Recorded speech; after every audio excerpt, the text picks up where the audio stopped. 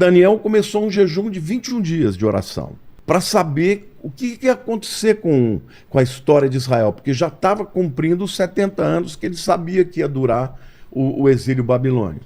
Então ele começou um jejum de 21 dias, de oração e jejum.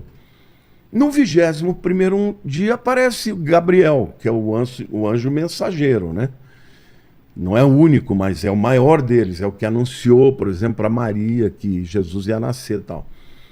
E Gabriel falou, olha, no dia que você começou a orar, eu saí. Só que, no meio do caminho, o príncipe da Pérsia me impediu.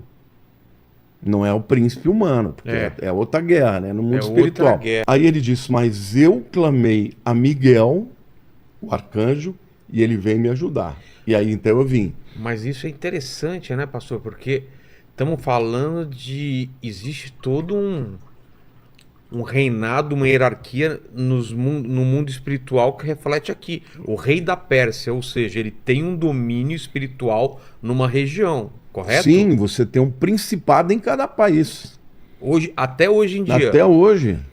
Tipo, na América do Sul, no Brasil. No Brasil você tem um principado.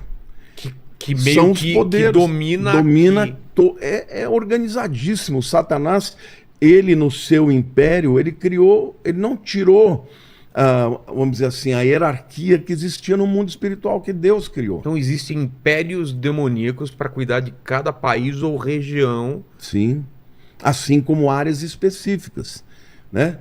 Por exemplo, se principados ele tem controle sobre, por exemplo, uma determinada nação, você tem potestades que atuam em áreas específicas. Por exemplo, mídia. Eles são principados do ar.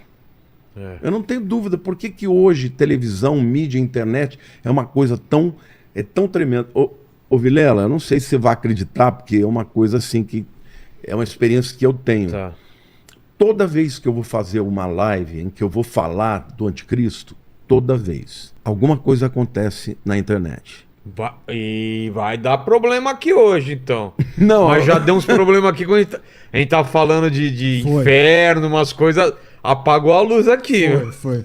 Não, literalmente tá cai. Barrado aí. E assim, eu tenho que parar, eu tenho que orar. Eu olho e tá tudo certo, mas... Tem um certo controle, então, né? Eles atuam nessas áreas, porque são áreas importantes que podem ser usadas tanto para propagação do bem quanto do mal, entendeu? Para falar para milhões, né? Então, assim, existe essa hierarquia e quando eles entram em clash, né, em luta, o que eles fazem? Eles estão, na verdade, usando o poder que eles têm, mas é óbvio que se um arcanjo ele tiver que cumprir uma vontade de Deus, ele usa o nome de Deus para poder passar por cima. Né? É isso, pastor, por exemplo.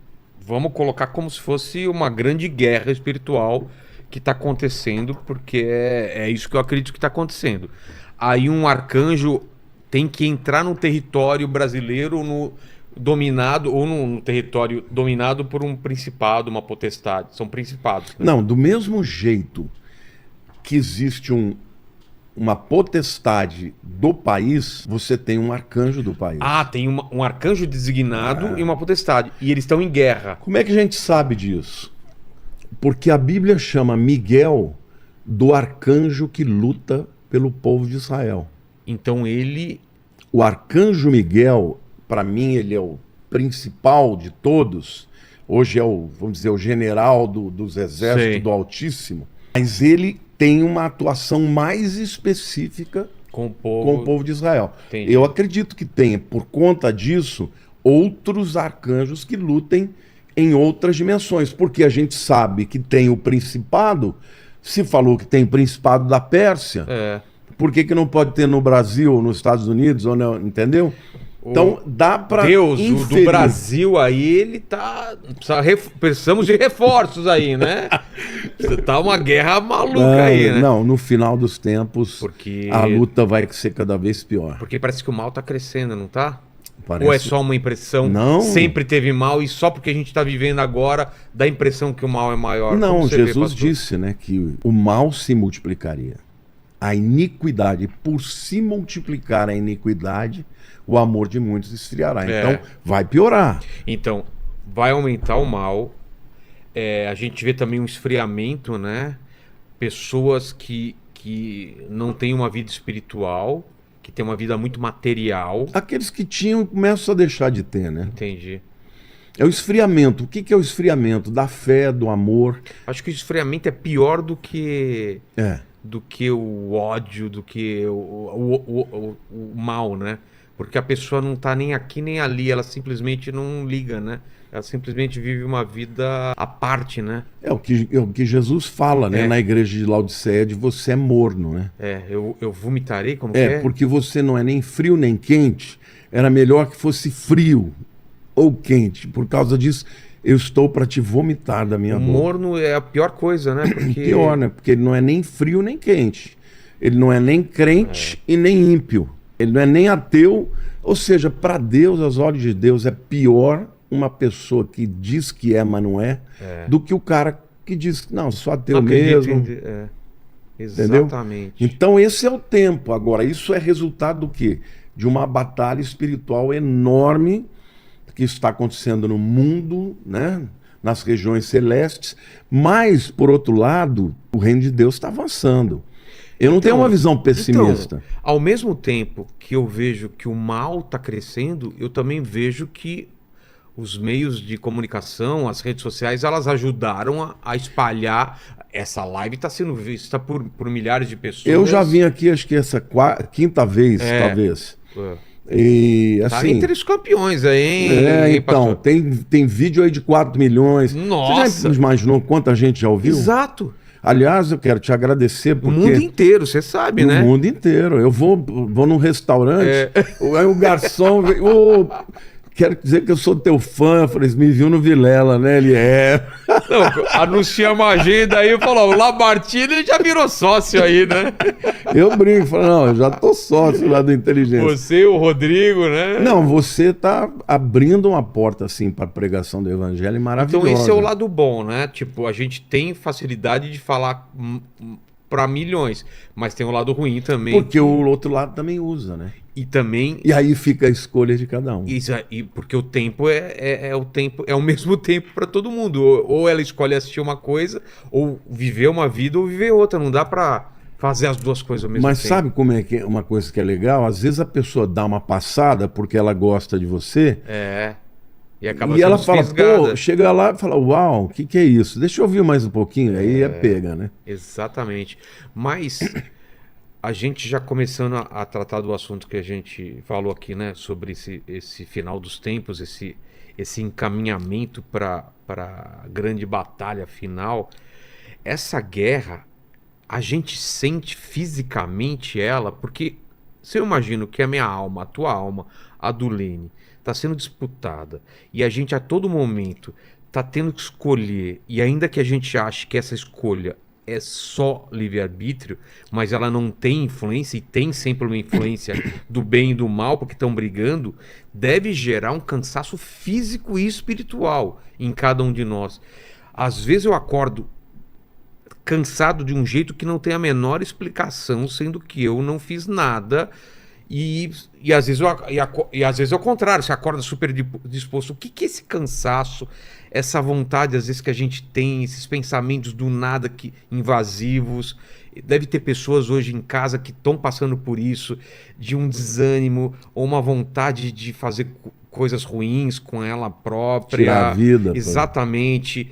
E a pessoa fala, mas eu não quero, e ao mesmo tempo o pensamento parece que é dela, mas não é. Que explicação é isso? A explicação é que a batalha é na mente, né? É na mente. E por que afeta o corpo também? Se é na mente e no espírito? Afeta o corpo porque o seu corpo ele é subproduto da sua mente. Ele está atrelado, ele está ligado, né? O seu cérebro, por exemplo, a palavra alma, a língua original do Novo Testamento grego é psique. É mente. Exato. Então, nós somos corpo, alma e espírito. Nós somos corpo, mente e espírito. Aonde que é essa luta? Por exemplo, você sabe que você já trouxe vários neurologistas aqui, mas isso é uma área que eu estudo e entendo também. Obviamente, como um leigo, mas eu entendo o funcionamento. Você sabe que o seu cérebro, ele libera ele libera uma série de substâncias que Sim. podem ser tóxicas ou podem ser benéficas, não é? Por exemplo, dopamina, por exemplo, é uma substância maravilhosa. Que te dá, né? Que te dá coragem, Exato. te dá foco, né? Endorfina, serotonina, norepinefrina, tem uma série de neurotransmissores que são chamados do bem, né? Ocitocina. Agora, você veja, ontem eu estava lendo um artigo até, eu preparei uma mensagem falando sobre gratidão, né? E foi feita uma pesquisa nos Estados Unidos com um grupo de 300 jovens universitários. Todos eles que estavam passando por algum tipo de terapia. Eles dividiram em 3 grupos. E um dos grupos, então, 2 grupos continuaram com as abordagens da psicologia tradicionais. Um grupo de 100 pessoas, eles começaram a fazer somente um tratamento voltado para trazer gratidão nas pessoas. O que significa isso? Por exemplo, eles começam, tanto individualmente quanto em grupo, eles falavam, você tem que escrever uma carta de gratidão para alguém que te fez bem. Entendi. Aí os caras escreveram. Tem gente que prefere cortar a mão do que fazer isso, do que fazer isso. Tem gente que, para agradecer, né, Lene? Que não tem gratidão, a pessoa faz tudo e a pessoa não. Sabe o que aconteceu? No primeiro momento teve essa resistência, mas eles começaram a perceber que o ambiente do grupo que tinha a gratidão, que exercia que mais... que estava ali na terapia da gratidão, estava mudando o mood, mudando o sentimento. Claro. As pessoas pararam de falar eu tive trauma. Mas isso é óbvio. Eles começaram a ter um outro discurso. Claro. Se a pessoa é agradecida, se ela entende o bem que está sendo feito para ela, é óbvio que ela vai mudar. E aí, depois de 4 semanas, eles viram uma melhora enorme. Poxa. E depois de 12 semanas, sabe o que eles fizeram? Eles fizeram um exame de ressonância magnética. E aí? E aí, eles perceberam que a área do neocórtex frontal, né, que é a área tanto de tomada de decisões, como também de inteligência, de aprendizado, tinha tido um desenvolvimento enorme.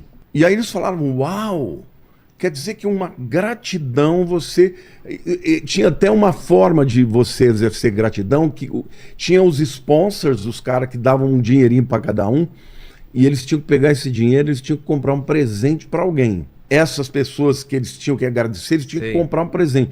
Então, durante todo esse tempo, a terapia era falar de gratidão. Fale por que você está grato, o que você já recebeu da vida. Não colocaram Deus na história, só o espírito de gratidão. Houve uma melhora significativa, muito superior aos outros tipos de tratamento. Eles começaram a chamar isso de a ciência da gratidão. Science of Gratitude, Perfeito. No inglês. Então, você vê como, na verdade, o cérebro, que é a alma, ele afeta o corpo. Porque uma pessoa que começa a ter gratidão, é ter bem alegria, resolvida, ela tem a área que é responsável por aprendizado, por tomada de decisões, sabe, avançada, melhorada. Então, não existe uma luta que seja na mente que não vá trazer consequências. Por isso que você sente o peso. Eu estou te falando isso, você falou, por que a gente sente o peso? Porque o peso é no corpo, não é só na alma. Mas por que tem essa coisa das pessoas, quando as pessoas... Tem gente que fala de olho gordo, desejar o mal. Porque você sente às vezes o ambiente pesado, sente que as pessoas estão querendo o seu mal. Por que isso te afeta? Afeta porque o mundo espiritual afeta o mundo intelectual e que, por sua vez, afeta a mente. Você vê esse negócio que eles falam, né, de planta seca pimenteira. Cara, acontece. Muitas vezes uma planta, ela recebe uma pessoa que tem animal, sofre, a planta pode morrer quando pessoas têm inveja, porque isso daí, no mundo espiritual, é uma energia mesmo. E potente, né? Pelo que eu tô vendo. Potente. Por exemplo, quando Jesus foi curar aquela mulher com fluxo de sangue, ele tá lá, tá todo mundo tocando nele e tal, e a mulher falou, pô, se eu tocar na hora da veste dele, eu vou ser curada. Ela tava com uma hemorragia há 12 anos. E ela foi se esgueirando pelo meio do povo e tocou na ponta da vida. Na verdade, ali era um talit, né? Era aquela vestimenta de oração, aquilo que é a ponta, na verdade, ela tocou no tzitzit. Não era comprido, assim, não foi no chão, mas... É o quê? É um tipo do... É um tipo um chale de oração. Que nem os padres colocam? Aquele... Os rabinos. Os rabinos também. É que fica azul e branco, com umas listas, assim. Tá. Entendeu? Na ponta desse talit tem o tzitzit, que são as pontinhas, as franjas. Sim. Foi naquela pontinha que ela tocou naquela pontinha. E a fé dela... Ela sugou a cura de Jesus. Olha só. E Jesus falou assim, alguém me tocou. Os discípulos, como assim? Tá todo mundo te empurrando, tá todo mundo aqui. Ele falou, não, alguém me tocou e de mim saiu o poder. Olha que fantástico. Ele sentiu ela sugando o poder dele. Ela foi curada imediatamente. Então, o mundo físico, embora o mundo espiritual seja uma outra dimensão, existe tráfico de energia, cara. E energia é trabalho, entendeu? É que nem eletricidade. Você não vê, mas põe a mão no lugar pra você ver se você não... E parece que algumas datas ou alguns locais, essa membrana que separa o mundo espiritual do físico é mais fina, não é? Por exemplo, uma vez eu gravei um vídeo falando 3 horas da manhã. Que é um horário... Que é um horário brabo. Que dizem que é a hora do... Você sabe, né, Helena? A hora do demônio, né? Muitos lugares existem trabalhos que são feitos. Então você tem, assim... Aliás, tem uma série... Qual série? Eu já falei aqui. A mulher acorda todo dia às 3 horas, às 3h33 da noite e fica meio maluco. Eu fiz esse vídeo porque muita gente começou a me perguntar. Eu já acordei 3 horas da manhã, assustador. Você olha 3 horas da manhã. Aí eu comecei a pesquisar, eu comecei a ver que realmente é uma hora que tem muitos trabalhos nos lugares, contra pessoas, entendeu? Então, de fato, as pessoas sentem no físico. A história de Jesus não termina com a morte e a ressurreição dele. Ele promete que um dia ele vai voltar. O plano de Deus ainda tem muita coisa para se cumprir. E é por isso que a gente fala tanto da segunda vinda. Antes de falar da segunda vinda, pastor, se tinham essas profecias do Antigo Testamento e tudo mais. Posso começar? Pode. Coxinha aqui? Vai na mão mesmo aqui, ó. Pega o guardanapo. Eu usei garfo e faca, mas vai. Não é boa? Por que os judeus não enxergaram nele o Salvador, sendo que tinha todas essas profecias antes? Porque ele tinha que morrer. Ele tinha que morrer. Se ele não morresse, não tinha salvação. Muita gente não entende isso. A culpa não foi dos judeus. Estava na eternidade. Ele tinha que morrer. Ele veio para morrer. Tanto é que quando ele começou a falar da morte dele, Pedro falou, não, senhor, de jeito nenhum. Nós não vamos deixar o senhor morrer. Olha que no momento anterior, Jesus perguntou, o que os dizem os homens que eu sou? Aí eles falaram, uns dizem que é Elias, outros João Batista, um dos profetas. Tudo bem, mas e vocês? O que vocês dizem? Eles ficaram quietos. Pedro falou, tu és o Cristo, o Filho do Deus vivo. Tu és o Messias, o Mashiach. Jesus falou, não falou uau, né? Aqui é uma palavra assim, eu acho que ele falou uau. Ele falou, Pedro. Falou, mandou bem, Pedrão! Pedrão! Não foi a carne nem o sangue que te revelaram. Foi meu Pai que está nos céus. A mesma conversa. Ele começou a falar, eu tenho que ir para Jerusalém. Em Jerusalém o Filho do Homem vai ser entregue para os sacerdotes, para os homens, e ele vai morrer. Aí Pedro começou a repreender ele. Não, de jeito nenhum, nós não vamos deixar, não sei o que lá. Jesus falou, arreda de mim, Satanás. Isso é pesado, né? Por que ele falou isso? Porque era o próprio diabo soprando. Estava falando... Por quê? Porque a morte de Jesus foi para a razão pela qual ele veio. Ele disse, é para essa hora que eu vim, para morrer, meu querido. E olha, não só a morte de Jesus foi profetizada, como tudo foi milimetricamente planejado. Por exemplo, Jesus morre na Páscoa. Foi à toa? Vou te dar um detalhe. Na festa da Páscoa, no mês de Nisan, que é entre março e abril, no 10º dia, o pai de família ia lá para o seu rebanho, se ele tivesse um rebanho, senão ele tinha que comprar. Ele pegava um cordeiro era um cordeirinho ainda, trazia para dentro de casa e ficava do 10º dia até o 14º dia dentro de casa. No 14º dia ele matava o cordeiro. Agora, por que ele ficava 4 dias com aquele cordeirinho? Porque ele tinha que examinar o cordeiro. Ele tinha que ver se o cordeirinho tinha alguma quebradura, se tinha algum problema de pele. Tinha que ser perfeito. Agora, detalhe. Jesus chegou no 10º dia do mês da Páscoa. Ele ficou do 10º dia até o 14º dia sendo examinado pelas autoridades. Caramba, tinha essa relação, então. Perfeita. Ele morreu no dia da Páscoa, porque ele era o Cordeiro Pascal. Você entendeu? Não foi à toa. Detalhe, às 9 da manhã era a hora do sacrifício matinal. O sacerdote pegava o cordeiro, amarrava o cordeiro e levava ele para o altar e deixava ele no altar. Altar lá no templo era um altar grande, ele tinha que subir, né, uma rampa, e deixava o cordeiro lá amarrado. Às 9 horas da manhã, Jesus estava sendo crucificado. Às 3, o sacerdote ia lá e degolava.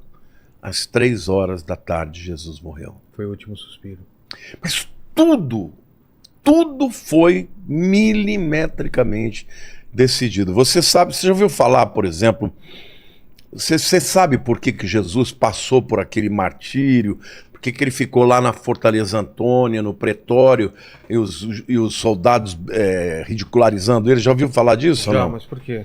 Havia uma festa dos romanos chamada Saturnália. Já ouviu falar o que é isso? Saturnália era uma festa que acontecia. Saturno, na mitologia grega, é o pai dos deuses do Olimpo, do Júpiter, né? Ou do Zeus, que é o mesmo deus com nomes diferentes, nome romano e nome grego, do Netuno, é o deus dos mares, e o Plutão, que é o Hades, que é o deus do inferno. O que eles faziam? Durante uma semana, os escravos, os empregados podiam fazer o que quisesse. Era assim, podia xingar o chefe, podia falar pro dono, você não vale nada, seu filho é do não sei o que lá. Você gostou disso, hein? Gostou disso aí, Paquito? Gostou dessa semana aí, hein? Talvez tenha Fazer gostado uma um pouquinho. como chama? Saturnália. Vamos instituir a Saturnália aqui uma semana Bora. sem perder a amizade. Sem perder a amizade. Não, Nem e detalhe, quando terminava não podia fazer nada. Exatamente, né? Se acabar a amizade, o vínculo empregatício. Exato. Somos amigos, mas você tá na rua. Aí não adianta nada também, né? Bom, detalhe, eles pegavam, de todos os escravos, eles pegavam um escravo condenado e fazia com que esse cara, durante a semana inteira, passasse como rei. Ah, é? Então, primeiro, eles faziam um tabuleiro numa rua principal lá, o soldado pegava a espada, desenhava o tabuleiro, e aí eles ficavam jogando. Tipo, jogando dado mesmo, Sim, alguma coisa do tipo. E onde fosse andando, o camarada tinha que seguir andando.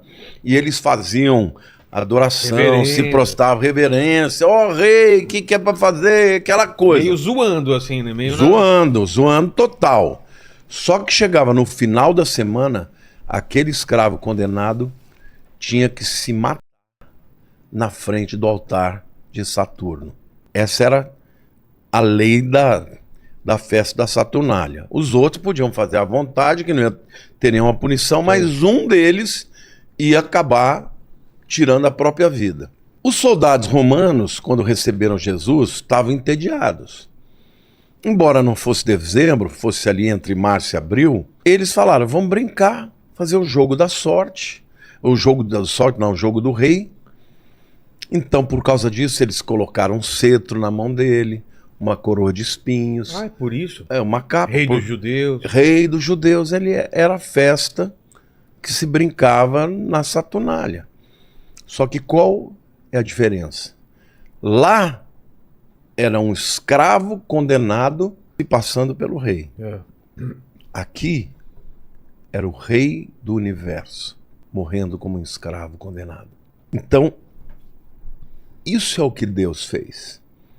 Filipenses 2 diz assim: tende em vós o mesmo sentimento que houve em Cristo, que sendo em forma de Deus, não ousou por usurpação ser igual a Deus, antes a si mesmo se esvaziou, tornando-se homem, e como homem, servo, e como servo foi até a morte de cruz. Então tudo que aconteceu, porque ele escolheu descer até o mais profundo abismo para morrer por nós. Por isso que Filipenses diz: por causa disso, Deus o exaltou e deu a ele um nome sobre todo nome, diante do qual todo joelho se dobrará e toda língua confessará que Cristo Jesus é o Senhor. Então, meu camarada, saiba de uma coisa: Jesus não morreu porque ele foi incompetente. Jesus não morreu porque ele foi um fraco, porque não teve força política. Ele morreu porque ele se entregou. E olha que coisa tremenda, porque quando... Pensa o seguinte: Jesus não era de Jerusalém, ele ficava o tempo inteiro aonde? Ele ficava na Galileia, só ia para lá nas festas de peregrinação. Quando ele chega lá, ele não é conhecido. Por isso que Judas foi lá Teve que apontar. e falou: eu vou vender por 30 moedas de prata, eu entrego Jesus para vocês. E aí assim foi, deram dinheiro para ele, e ele foi até o Getsemane, que você deve ter conhecido, né? O Getshmanim, que é a prensa de azeite lá, lugar onde se faziam, né? Onde prensavam as azeitonas para fazer o azeite para o templo. E quando ele chega lá de noite, foi Judas que disse: é ele, beijando no rosto. Mas quando os soldados chegaram e falaram: quem é Jesus de Nazaré? Ele disse: sou eu. Quando ele disse sou eu, eles caíram no chão. Poder, porque esse sou eu é Yahweh, é o nome de Deus. Aí eles caíram. Aí ele disse: ninguém toma minha vida, eu voluntariamente a dou. Vilela, ninguém matou Jesus e se entregou. Por isso não é culpa de judeu, não é culpa de romano, é minha culpa, é sua culpa.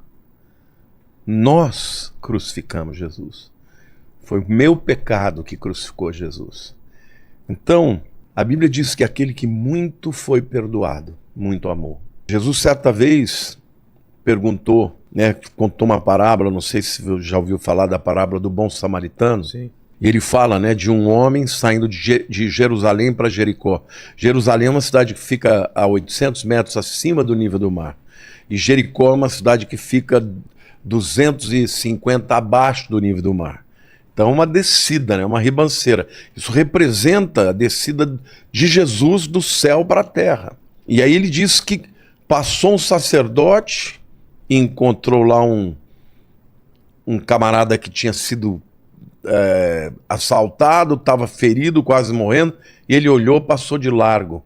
Passou depois um escriba, também deixou de lado. Quando passa o samaritano, que era um povo que era rejeitado pelos judeus, ele pega, leva o camarada para a estrebaria, para a hospedaria, lá ele deixa ele por 2 dias e depois ele dá o dinheiro para cuidar dele, depois vem buscá-lo. Isso fala de Jesus descendo dos céus para vir cuidar dos pecadores, daqueles que o mundo deixou de lado. Então esse é Jesus, é o Jesus que se esvaziou, que se tornou homem, mas que quando quis, se ele fizesse isso aqui, ó, ele acabava com tudo. É o Senhor dos senhores. Então, até a morte dele era necessário. Então não foram os judeus. Tudo isso para dizer o quê? Você me perguntou, né? Por que os judeus não receberam? Porque eles não podiam receber. Se eles tivessem recebido e tornado Jesus o rei deles, tudo bem. E aí? Quem que vai perdoar os pecados deles? Sem derramamento de sangue não tem remissão de pecados. E a Bíblia diz que o sangue de animais não perdoa pecados. Mas no passado perdoava? Cobria. Como assim cobria? Cobria. A palavra Kippur, agora nós estamos a poucos dias do Yom Kippur, é cobrir. Porque pensa o seguinte, no Santos dos Santos tinha a Arca da Aliança, certo? Santos, que é aquela parte mais reservada. Mais reservada. Na época de templo. Cristo já não tinha mais a arca, mas na época do primeiro templo tinha. No tabernáculo também. Lá dentro, porque assim, o templo, a primeira parte, tinha a parte exterior, né, que era o átrio exterior, depois tinha o pátio das mulheres, depois o pátio dos homens, depois as escadarias ali dos sacerdotes, e aí entrava naquele prédio que a gente vê. A primeira câmara era o lugar santo, que tinha do lado esquerdo as menorás, à direita a mesa do pão da proposição, à frente tinha o altar de incenso, e depois da cortina tinha o Santo dos Santos com a Arca da Aliança. A tampa da arca chama propiciatório. O sumo sacerdote, uma vez por ano, ia lá e aspergia o sangue por toda aquela tampa. Qual é a ideia? Dentro daquela arca tinha o vaso com o maná, tinha a vara de Arão que floresceu e tinha as tábuas da lei. O que significa isso? Esses são 3 objetos que mostram o pecado do homem. Por quê? Qual que é o primeiro mandamento que estava escrito nas tábuas da lei? Não terás outros deuses diante de ti. Quando Moisés desce, o que ele encontra lá embaixo? Bezerro de ouro. O povo adorando o bezerro de ouro. Então já quebraram ali. As tábuas da lei mostram o pecado dos homens. E o vaso do maná? Tinha maná lá dentro. O que era o maná? Era a provisão de Deus. O que o povo de Israel fez? Não aguento mais comer esse pão vil. Pecaram contra Deus com a provisão que ele deu.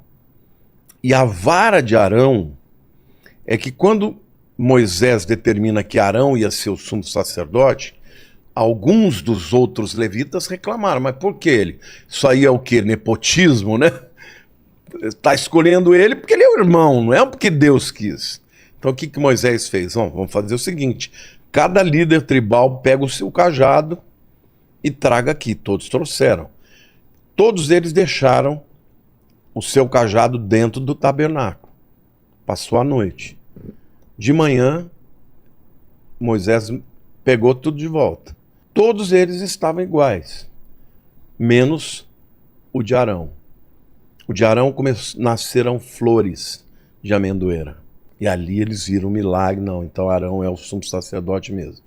Mas os 3 elementos mostram como o homem pecou diante de algo que Deus fez por eles. Por isso a tampa tinha que ter o sangue que cobrisse, porque quando Deus olhasse, ele não via aquelas coisas, ele via o sangue. E é isso que o sangue faz, ele cobre multidão de pecados. Só que o sangue de Jesus não só cobre, ele destrói os pecados, ele nos torna mais alvos do que a neve. Esse é o Espaço em Cenas. Se você gostou do conteúdo, não se esqueça de deixar o seu like e se inscrever. E se você quiser continuar se informando, assista o próximo vídeo que está aparecendo aqui na tela.